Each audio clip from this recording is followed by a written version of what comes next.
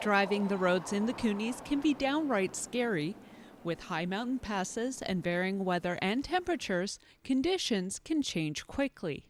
Gary Fleming has been driving these roads for over 20 years, and for him, the biggest challenge he sees is matching your speed to those changes. If you're in the habit of driving 100 in a 90, well then you get used to driving at that speed, and because you've reduced your speed to 90, you might think it's okay, but the road conditions might not be appropriate for that speed. You've slowed down, but maybe it's not quite enough. Coming into corners and curves, straight stretches, you have to reduce your speed even a little bit more, depending on what the conditions are like in the corner. Braking is one of the trickiest things to do in the wintertime. With ice and snow accumulating on the roads, how do you stop on a skating rink? If you don't have anti-lock brakes, you press firmly on the brake to slow yourself down as quickly as possible without locking your brakes up.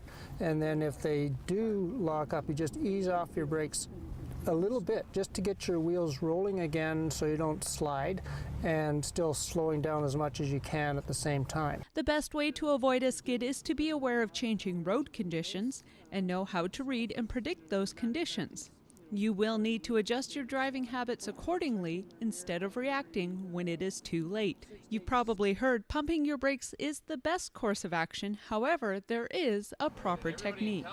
If you get into trouble where you hit some ice or snow and you have to stop quickly, you pump your brakes hard and quickly, and you try to lock up all four wheels at the same time. If you just pump them gently, you're just locking up the front wheels, and then the back wheels and the back end is lighter will slide one way or the other. So large trucks can pose a hazard, even more so in the wintertime.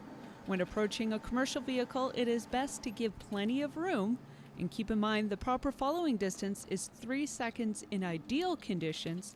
So during the winter, it is best to add 2 to 3 more seconds to allow for additional stopping time. Because of the heavy loads, and especially when the temperatures get up near zero and the snow is slippery, extra slippery, we have traction issues. You will see trucks spin out, meaning they lose traction and literally won't move. At that point, you may come across a truck that's stopped on the highway in a place that you're not expecting it to be. Keep your eyes open. There's a very good chance that the driver is outside the vehicle putting tire chains on or fixing tire chains. The temperature plays a major role in driving conditions, and the temperature in the valley could be completely different than at the top of one of the mountain passes. One of the big things in the Kootenays we have to remember is the varying elevations. We can leave a town like Castlegar and it's 0 or +1 and raining, and by the time we get to the top of the Paulson, it can be -7 and snowing. And you get all the transitions in between there, from rain to slush to slippery snow to dry snow, and then of course as we go down to Christina Lake, we get it all again in reverse. So we always have to be thinking about what are the changing conditions we're driving in, and do we need to slow down a little bit, or do we need to slow down a lot? The best way to keep safe on the roads is to pay attention and slow down. And for more information on driving tips or to get an update on road conditions, you can go to drivebc.com. Jennifer Waldie, Shaw TV, Castlegar.